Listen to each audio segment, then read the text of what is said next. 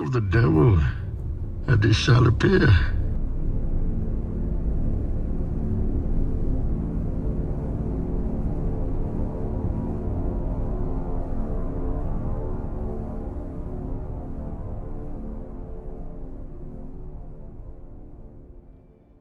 Raid a few more villages and do a little bit more impressment. Impressment was we're losing them just as fast as we recruit them, but that's okay. We're going to have battle. We're right in the thick of Sturgia here. I'm just going to keep going over the limit. And again, recent tests have consistently shown that when you get deserters, it's 99% of the time from the bottom. I've started to pay a little bit more attention to the events, but not by a lot, right? When you can get some extra morale, it helps at this stage. You can get troops that'll rout, although it's typically your weakest troops. And obviously we don't have a lot of weakest troops, right? Upgrading all the time. 138 troops. We're a little bit over our limit, but that's good, right? Again, couple 6 deserters here, but we're 20 or 30 over. That's a huge difference. Now, I think the gang's all here. Lorgan the Grizzled just joined. And it's good timing because everybody's favorite sturgeon woman, Svanna, is coming down here to attack King Halfdar. So I think we engage here. I think we'll start an episode right here. Welcome back again, friends, to another episode of Tactical Enlightenment. Our YouTube channel is dedicated to all things Bannerlord related. I don't sleep. I don't eat. I don't do anything else other than provide you guys Bannerlord content.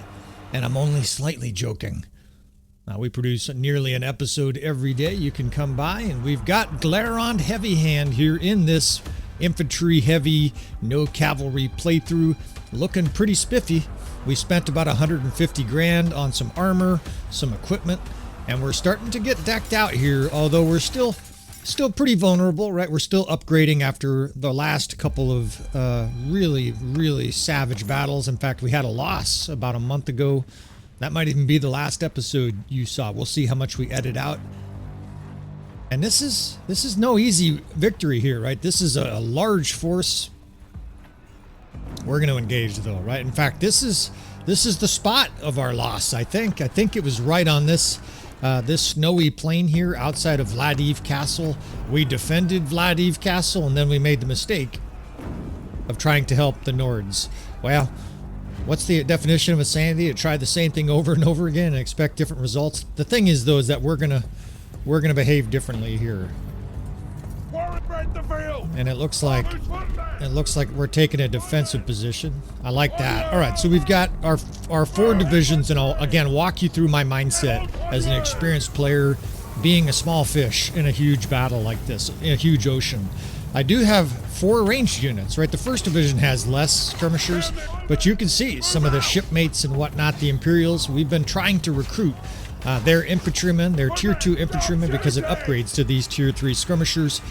And they have lots of javelins, right? Very handy in Bannerlord, especially with tactics. So right now it feels like deja vu, right? It's a large sturgeon force. We've got some allies helping here.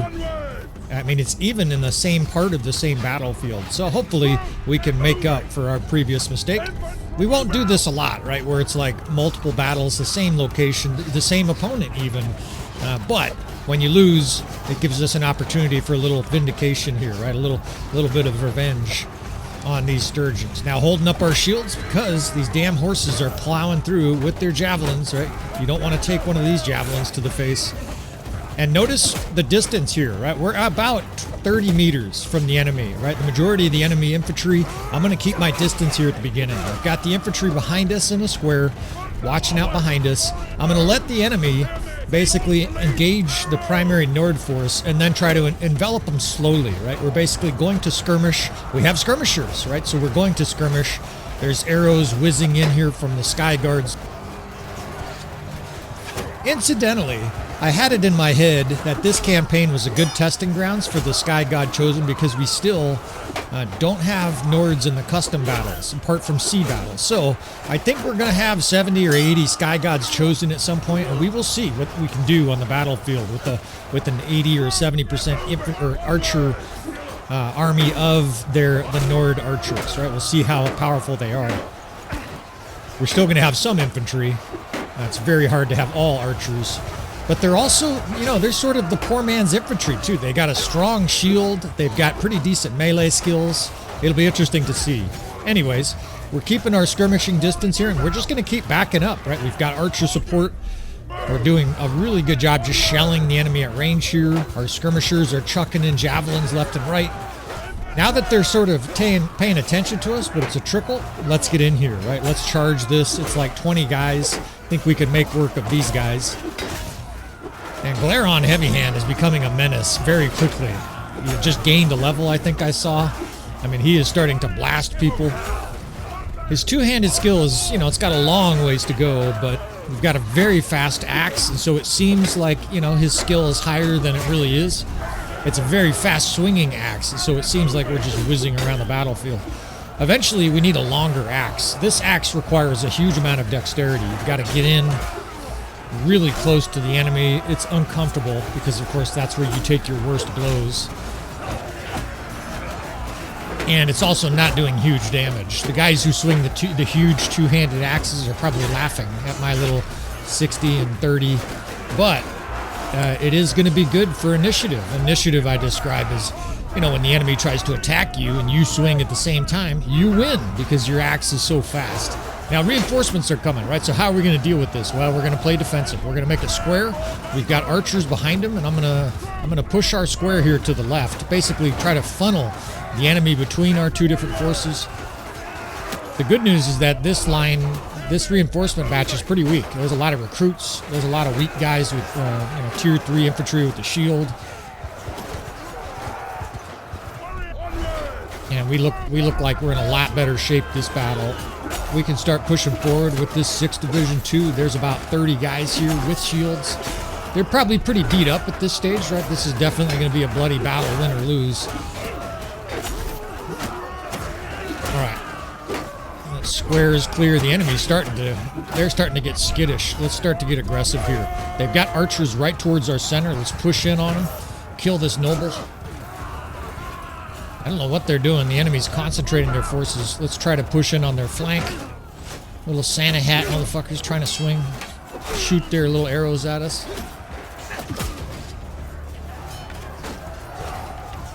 And we got a good flank on their archers here while the rest of our forces move up. I see a lot of the sturgeons running. Good decision, right? You guys better run. Gonna get crushed. And away they go here. These sturgeons, that's not reforming. That is routing material. Enemy is fleeing. And revenge, right? Not vindication for our army here, but also revenge. And critically, probably tons of upgrades. I would guess we have 20 or 30 upgrades here because we're fighting at range. In less than a month, 34 upgrades. In less than a month, we've been able to level a lot of our weak archers all the way to Sky God's Chosen. We probably have 40 Sky God's Chosen in the army. And heaps of upgrades. 25 to his two-handed, right? He's up to 150. Glaron Heavyhand. The legend grows. The king loves us. I think that said tier... Did that say clan tier 4? It just flashed for a second. We might be clan tier 4. It looks like it. Look at our troop count. And we just, you know, the nitro just got dumped all over our fire or injected into our engine. Now we can make a big force, right? 146 with well-cultivated armies is a potent force. I dare say you can take on anybody one-on-one, like any single army in the whole game with 146. And you can see the archers. We're up to 70. So our army right now is about 60% archers. And I actually think, again, that's fine for the mercenary stage. We will eventually become a vassal. We'll start to switch to 40, 50% archers. Maybe we'll get as low as 30%. We'll definitely embrace an infantry-heavy army at some point. This campaign's going to have it all from a tactical perspective, except cavalry. We're not going to use cavalry. If you haven't seen any of this series, the entire campaign we're not going to use. Now, the exception, and I have no choice, is once we're in the vassal stage, we are going to recruit other armies to help us, and they will have a smattering of cavalry, right? We'll have other lords that are under our command. They are acquiescent to our decisions, right? We finally get to be in charge, and they will undoubtedly have some cavalry. I can't stop that, but I'm also not worried about 20 cavalry really messing with the jive. And at some point or other, of course, we will make our own kingdom in this campaign. I don't really want to fight this guy. Is he attacking the king? I don't think so. When we make our own kingdom, we'll be able to do 100% infantry armies, right? I'll be able to go to my companion armies and say, let me look at your troops. Give me these 3 cavalrymen. Set them free. We need more troops here, so I'm going to hit a couple villages. But I've also, if you've been wondering what I'm doing here, buzzing around the king, I've been escorting him, right? I'm basically making sure that the same thing that almost happened right there, him getting sacked by the surgeons, doesn't happen here. When the AI sieges, they're extremely vulnerable. And Dinar Castle just lit up. So you don't have to do this, but this is just, you know, it's an experience. It's a wise thing to do. These little armies lurking here, if they attack, that means the king is probably a dead man, right? So I like to sit nearby. I don't want to join the keep assault because you lose all kinds of troops. The AI does dumb shit. Is that peace with the sturgeons? It sure is. Okay, well, that wouldn't be my choice. You know, we're rolling them up something fierce, but we're not in charge yet, right? We're just a hired gun. So let's go get some troops, although I think we can make it here. Manchug is sieging. It's a small force, 548. Let's run over here. Let's decimate the Khuzait. We can do multitasking. In fact, the Khuzait are the next chosen enemy here, right? We're a little bit encumbered. The king is running us down. That's okay. We're not in too big of a hurry. They're probably not going to attack until we get there anyways. We want a part of that battle, but we're definitely, you know, beholden to the wishes of the kings. Now, we've been on and off again at war with the Valandians, which is really fascinating because that's on the other side of the map. I am making a concerted effort to stay east, right, to fight the Khuzait, to fight the sturgeons in this landscape. And we're engaging here, so this is probably going to be a blowout, but I'm still going to help fight here. It'll be interesting to see what the Nords do tactically. They seem to form their circle defense an awful lot, and it's not the worst defense, right? I used to make fun of the circle defense, but they make a huge one. Yeah, they make it with like 200 units wide, so let's see how this goes.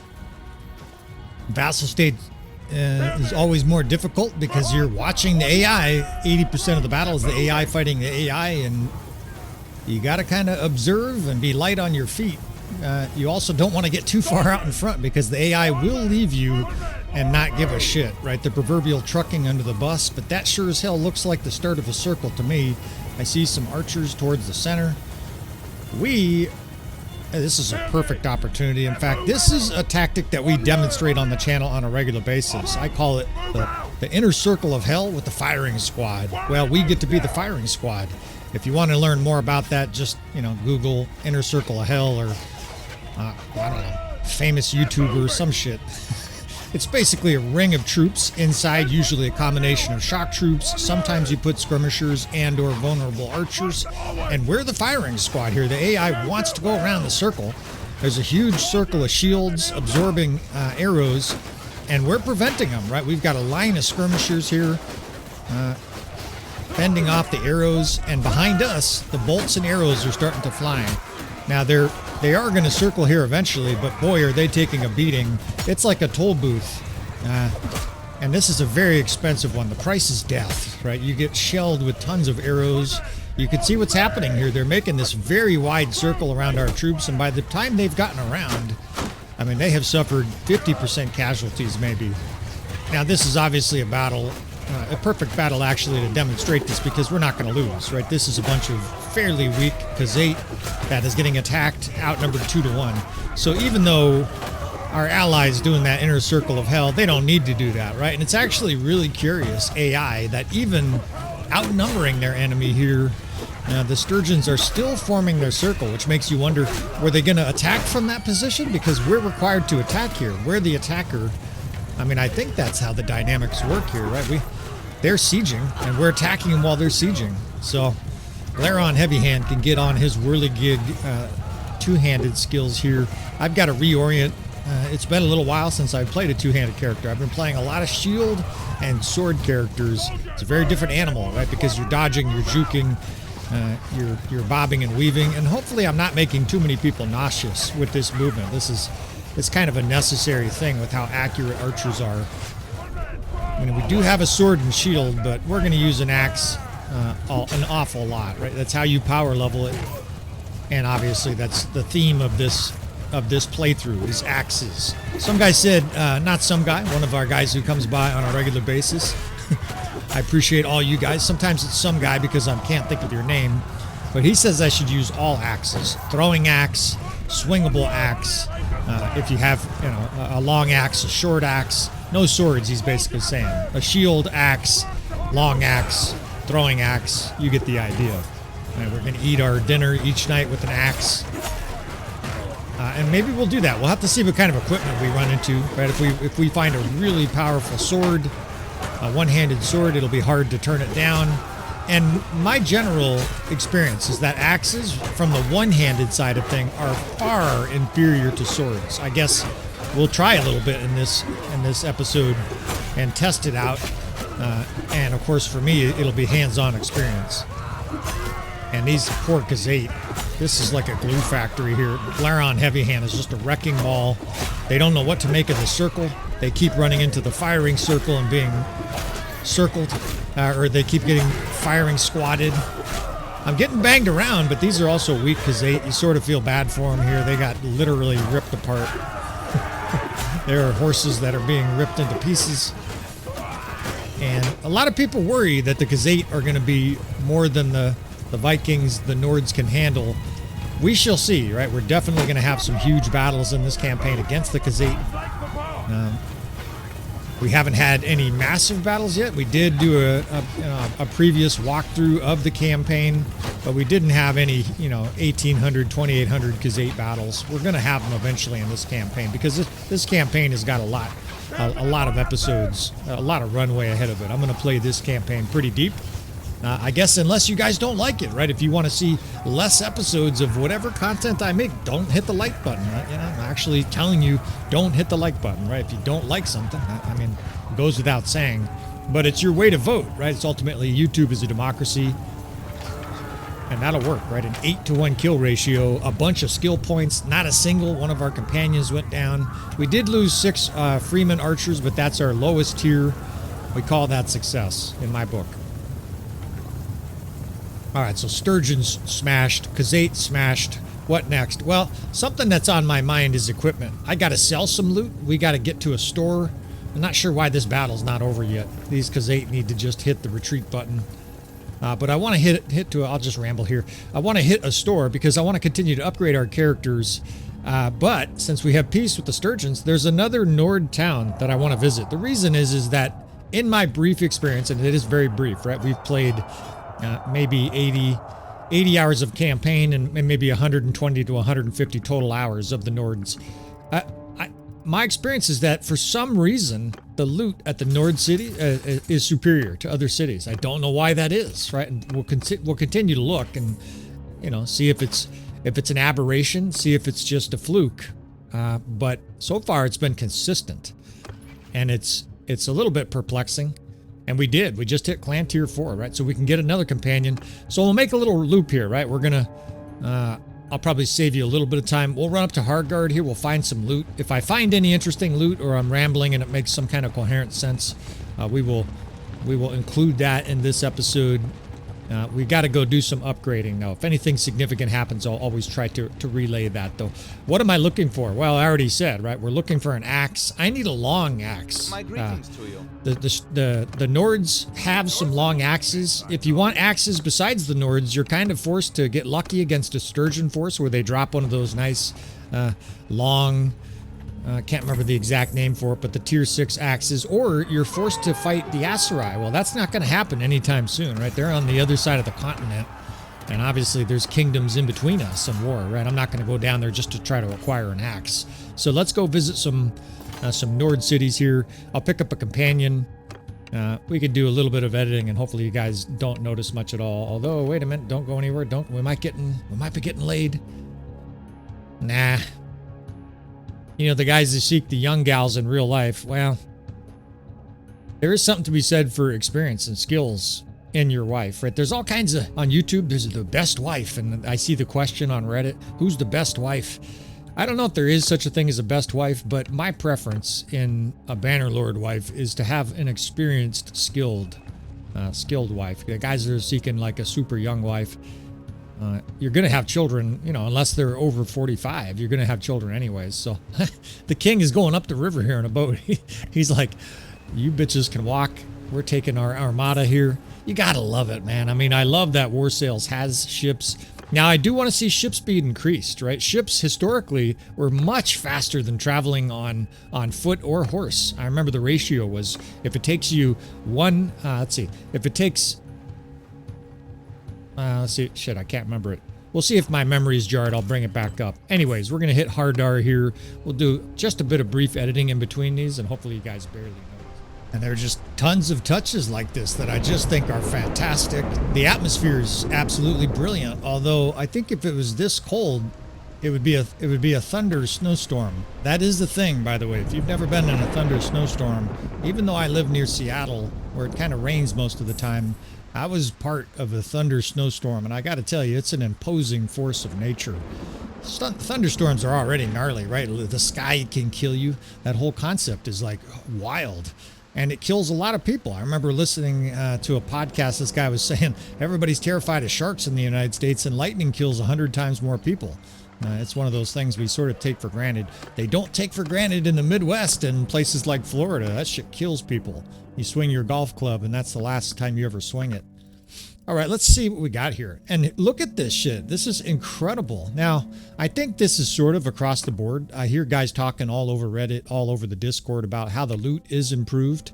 It's like they nerfed the loot in 1.3, and then there was so many people who complained about it that they felt like they had to, I don't know. It's like makeup sex only for loot. There's just incredible loot, and I wish we could fix this effect. His little cloak, sort of, that's a little bit better, but it looks like we have a furry shield. The shield looks amazing, and the cloak looks amazing, but when you use the both of them together, it looks like some kind of strange amalgamation of a wild animal and a metallic transformer or something like that. And this is what I mean, right? There's a tier 6 axe right here in town. Now, it's not much better than what we have already, and I'm already going to spend 70 grand on this legendary bow. They got some shields here. This is what I mean, and it's going to be interesting to continue to explore. I always do legendary like this. Look at this, right? There's a legendary throwing axe, so there's 7 of these, and it's more damage than the previous ones. Those are the kind of steps that'll push me towards using throwing axes, right? I still think that they need a big boost, not a little boost either. I think throwing axes need a big boost. Like they should blow up shields or something. And I don't mean like, guys, they do break shields. Yeah, if you throw 30 of them. I think throwing axes compared to javelins is a little bit like comparing masturbation to sex. It's a pale comparison. Apologies if that's your routine these days. So I don't think we can even get back to, yeah, I guess we can. We're going to get it back to the point we have so much loot where we can buy that equipment and they will basically pay us. Now, here's the thing. This city was close to rebelling. Let's encourage it, right? We're going to we're going to buy all the food at this town and we're going to dump it a half a mile, 1 kilometer outside the gates here. Starving really encourages rebelling. In fact, although I've never tested it, when a city is below 25 and they have no food, I think their odds of rebelling are much higher, much, much higher, which is realistic, right? If the city was already belligerent and there's no food, you get the French Revolution, right? They start cutting the heads off of nobles. We've got insolent clans leaving us. It's all right. They're a bunch of cowards shooting at range. All right, let's head on over to the other Nord city here. See, Thronderlag, that's the first time we've been there in a long time because the Sturgeons have had it, right? You get the board of war here. Of course, the Valandians have taken the island. A lot of guys are joking about how that island to the west is basically a vacation island for Valandia. Indeed, I've done 3 campaigns now, and all 3, they took that city before the Nords took any Valandian locations. So a lot of people think the island should be closer to the Nords or whatever. Hopefully they adjust something. And I do think something needs to be adjusted, right? The 0.1% chance someone from Tail Worlds is listening to here. Here's what I would suggest. And you see this consistently, right? The Valandians are rolling over Nord territory. The Sturgeons have one of our cities.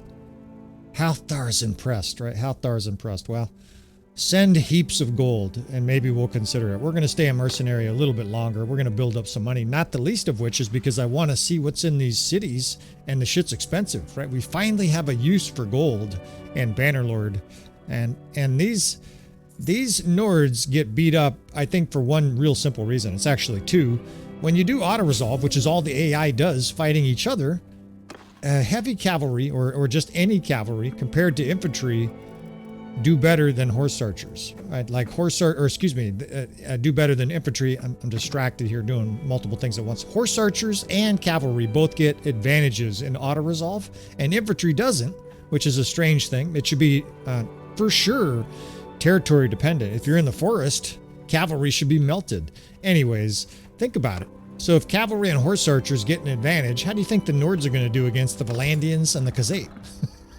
Not good, right? So this is another reason I think their units should be boosted, especially the high-end units, so that they do good on an AI perspective.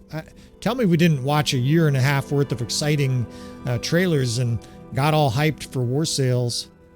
And this is a siege we might be able to get to. I'm trying to think. We have to get boats. We don't even have a boat yet. We're the closest one to respond to that. My inner firefighter is kicking off. Like, maybe we can get to that. But think about it, right? Like, you have all these amazing cutscenes of the Nords, and then they're a wet noodle on the campaign map, and they just get torched and taken over by everybody. That's not a good thing. And whoa, there's 9 of them. Legendary, balanced, engraved throwing axes. There's all kinds of axes here. I haven't even seen some of these axes before. Reinforced hollow. I got to look at these for a second. Whoa, look at this fucking thing. This is for sure my new favorite axe. I usually prefer 2 things, speed and reach, and that has them both in spades. It's 103 with reach. That might even be a bug. That axe right there. And this is exactly what I'm talking about. I mentioned this 30 seconds ago. This is why you need money in the mercenary stage. I feel like I bought a nuclear weapon, right? I have become death destroyer of worlds. That axe is going to be amazing, especially if you were one of those guys that still wanted to be a Nord on horse, because you're going to be able to use it like a glaive. 103 speed. I'm like, my mind is boggled by that. 103. That's for sure better than any custom weapon I've ever been able to make before when I have done smithing. Like Swift wing axe. I'd buy 3 of them if they had them. Of course, we're going broke here. 95 to. We'll have about 140k left, and I think we're gonna save here because I don't want to lose that axe in case my game crashes. Right? That would be a bummer. It'd be like there's this really cool axe and I didn't save it, so it's like a big fish story. Let's see if we can make a fleet here. I'm not sure if we can pull this off. I'm trying to think. We need at least 3 boats, right? Do they have anything? 149 over 0. We have no ships, right? So they don't have any longboats here. So we'll just buy a lot of these little boats. 15,000. They don't have any longboats? Here, longship. Okay, so good. We need like 2 or 3 little boats and this big one. Man, this is going to be pushing the envelope here. So this is the gambler in me. I'm a guy who gambles a little bit, but I always gamble for fun. If you're going to gamble, you must be under the psychological expectation you're going to lose everything.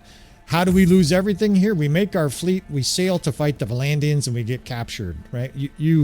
They can't take your fleet from you. I think you still retain it. I actually can't remember now. I think your fleet is basically hands off, right? Just like some of the loot that's on your main character. They can't strip you and just throw your carcass out in the snow. There are some things that are done they're not realistic. They're done, let's outfit our flagship here. There's some things that are done to basically make sure that, the player is not rage quitting when they play Bannerlord, right? You want to have some fun. So I don't think they can take our ships, but we could lose our whole army here and anything in our equipment. We might make it there. They haven't started the siege yet. I don't even see a ram, right? We've got our satellite link, and our high definition satellite here in the year 1086 is zoomed in on Harakshus Castle. And they haven't started the siege. We got a shot to make this. So you make a run at it here. We're not going very fast. It's just open sea though. We're going a little bit faster now that we've hit the open sea. Partly I want to do this because I do want a little bit of naval battle for this campaign. And if we can hold on to this island, there's a reason to have some naval fights, right? This will still be a Nord island. Right now it's in danger of becoming a fucking Valandian holiday vacation island. And we're getting quests back. I can't remember how that works. I think these troops end up on us when we get to shore. It's happened a few times to me already. Oh, and here we go. We got a couple perks, and I think that's the throwing axe perk up there, the 200. Let's look at this shit. It is, right? So this is what the axe throwers are like. You need the splinters perk, right? So this perk right here, triple damage against shields for the main character, and then all the troops under my command 50% more. So we just became an axe nation here, a throwing axe nation. And guys have said on the channel, right? Everybody knows I love javelins. I make whole episodes and campaigns about it. But guys are like, hey, you need to trick out your shit with throwing axes. Well, what better time to do it than this campaign, where we've got the legend of the axe, Glaron Heavyhand. I still think they're going to be weaker than javelins, but I'm open to changing my mind here. Now we're going to make it. It's going to be close, but 343. It's going to take us a day or two to trudge through the forest. We're encumbered by all these troops, but I think we need them, right? We're going to be facing Valandians. There's going to be 3, 4, maybe 500 still alive by the time we get up there. But these are the kind of battles you don't pass up. I'm trying to think. The garrison should help us in the open. We'll just say done. All that gives us EXP for our troops. We get more little podlings, Nord younglings. I always think of the Dark Crystal and the little podlings that play the instruments. Music, louder, right? The Emperor. I'm a big fan of the Dark Crystal. I think it's a really, really well made. If you haven't seen the Netflix Dark Crystal, and some of you young guys might think it's corny because it's puppets, I think it's fucking cool. There's a lot of innuendo. There's a lot of funny jokes. It's just extremely well made. Anyways, the Nordlings, that name always reminds me of the Podlings. These are like little slave puppets. 187. We'll be able to recruit those 2 prisoners. We have injured still, so it's going to be close. 500, 580, 110. You just do this, right? This is an automatic battle you fight here. The music is ramping up. We have a random playlist, and it's incredible sometimes how ESP it is to the situation. Although maybe they'll take the castle here at the last second. That'll be pretty ironic. We've got a good army for this, right? We've got, well, I wish we had more infantry, actually. We've got a lot of archers, though, so if we can use the terrain, a nice square, I guess we're going to find out how the Nords do with 60% archers, because that's what we have. We do have quite a few skirmishers here. Now I'm going to wait for the sun. We've got time. They still have 80, 79. All the other action is out west, or out east, rather. So we're it. I don't see any other Nords here in the west, so let's make a stand here. We'll be outnumbered 2-1. Not quite 2-1. The garrison is helping. It says the militia is helping. That's not a thing, is it? Can the militia help you here? We've got our equipment, right? We've got legendary shit all over the place. I want to get a legendary whatever wing axe, whatever that thing is called. What's that going to be? 109 speed? Talk about OP. I guess this is a good battle to find out how OP this axe is. Now, of course, our main character here still has shit. I don't know this landscape at all. Here we go. We need rocks. We need something. We got to slow down this heavy cavalry charge. They may not come to us, right? We're the attacker here, so we've got to see what they do. It sure looks like they're coming, though, right? There's a big cavalry phalanx. Let's try to funnel them here, shoot them off their horses, and then I'm going to use my axe, right? We're going to use this wing axe at 103 and de-wing some Valandian cavalry here. I'm excited. I'm nervous. I don't think they can get up this ridge, or if they can, it's slow.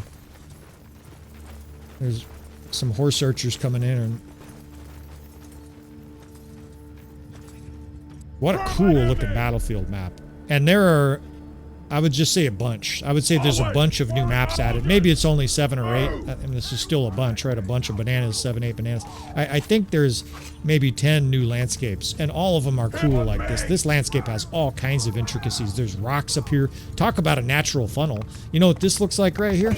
This looks like where the men of Gondor in Athelion ambushed all the Haradrim and the elephants. There's like a road that leads through here that we can put our infantry square, skirmishers and archers on top. We'll try to get one of them pushed back. It looks like we're near the edge of the map. I didn't realize that. And I do wonder if the cavalry comes from behind me here, we're fucked. It's just going to stampede our troops. There's already a noble right here. And we have these, oh shit, they are coming fast. Let's get the 1st Division up here in a square. We have this other force, right? There's these light green, apple-colored green forces at the back of our formation, 2731. So we have 58 troops here, allied forces, and it's optimal. They're kind of in the back playing an auxiliary role. We'll take the front here, boys. You guys just provide a little support. It's time to maul some people with this axe. I think I knocked that guy off. It's not doing the damage. I might not have the sweet spot. I might be missing. We're going to have to learn this axe. I guess you can't expect the very first battle for you just to come in like John Wick and just one-shot everything. But once we get the distance and timing down with this thing, and it is fast, it swings almost like Falk speed. And it's going to cleave through, right? It should cleave through. It should hit multiple targets. It feels like a new toy that I've never used before, and I don't know how to use it. But these cavalry are fucked. They're stuck up a hill. They're being jammed by our square. We can get archers on their flank. We're going to be able to maul these horsemen. And talk about being funneled. Where are they? I can't even see their cavalry. It's a difficult landscape for me to see what's going on here. There's a huge amount of troops like right on the edge of this rock here. And our infantry is pulverizing. It's a mess. I would love to tell you, we got great tactics, but mostly we're just trying to blockade shit and square. Now look at that. We got these little Nordlings at the back here, the militia and whatnot. Oh shit. They are trying to get around our other flank.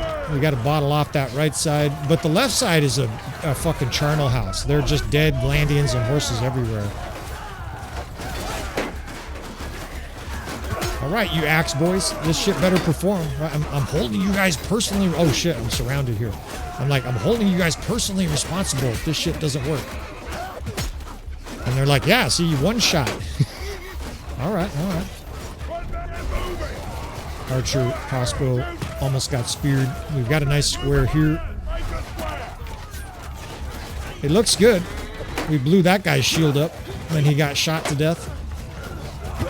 Killed that banner knight. All right, I'm digging it. We've got a lot of them, that's for sure. I've been throwing axes for a while now. And that is one way to fix them, is to make the stacks huge. Make them like 10, 12, 15. You guys made a bad mistake here turning your back to Glaron Heavyhand. Feel the heavy hand.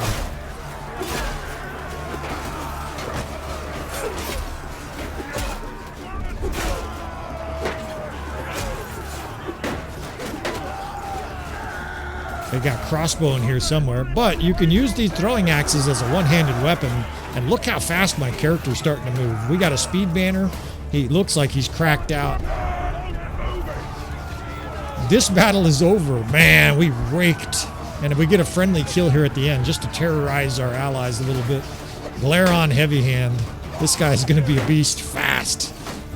What's happening here? They're charging with cavalry while the rest of their troops rout.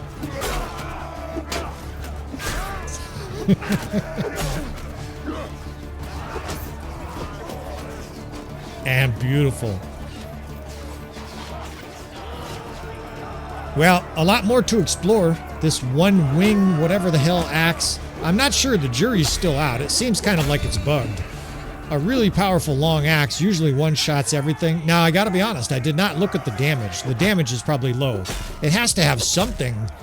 It has to have some low stat, right? It can't be high damage, high speed, blazing speed, and long reach, right? So maybe the damage is lower.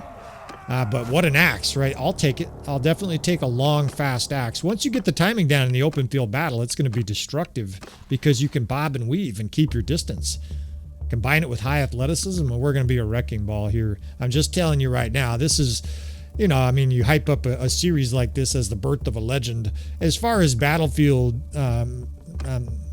menacity, that's not a word. As far as being a battlefield slaughtering force with these new weapons, this guy Glaron Heavyhand is going to be an absolutely ferocious war dog here in a hurry, and all kinds of loot, of course. Now we don't have our own city yet, right? We need to become a vassal, but I'm going to wait a little bit, right? First we got to get married, right? I'm not about to sign on allegiance without them giving us a woman first.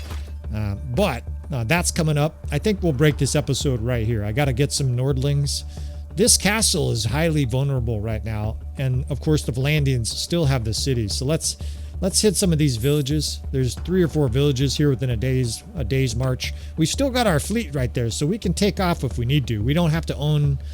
If your fleet is right there, you don't have to own the city to go down to the docks, right? Our longboats are just we pulled them up into the sand or whatever, and now we're gonna have a nice little victory roast. And I don't. Oh yeah, it is. So this castle layout is the same one we defended like a couple episodes ago, right? It's a good layout. It's a bifurcated layout. If you're looking at the castle from the inside, the right is weak and the left upper bastion area is where you want to be. That upper left area.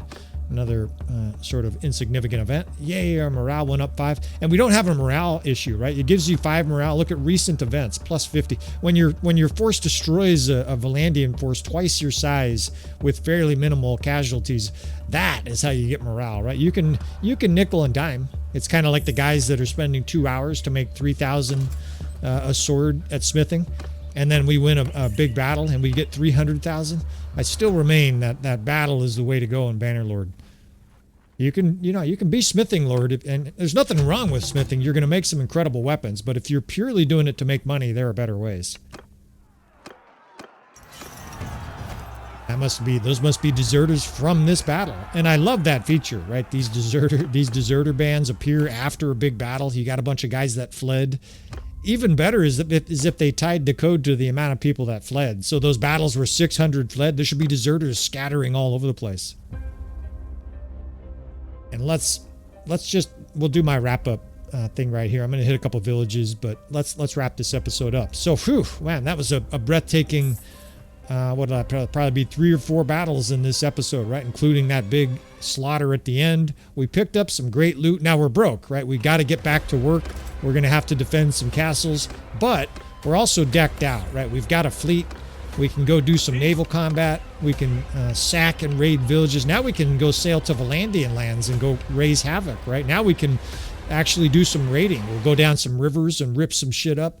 And maybe we'll hit some Botanian towns and see if they have some legendary shit, right? A legendary long falcons. But the campaign is well underway, and if you want to see more, now's your time to subscribe. There's going to be more carnage. There will be history. There will be snafus. I will show my ignorance regularly. All kinds of good stuff. I appreciate you fellas. Please hit that like button on the way out, and I will see you friends next time.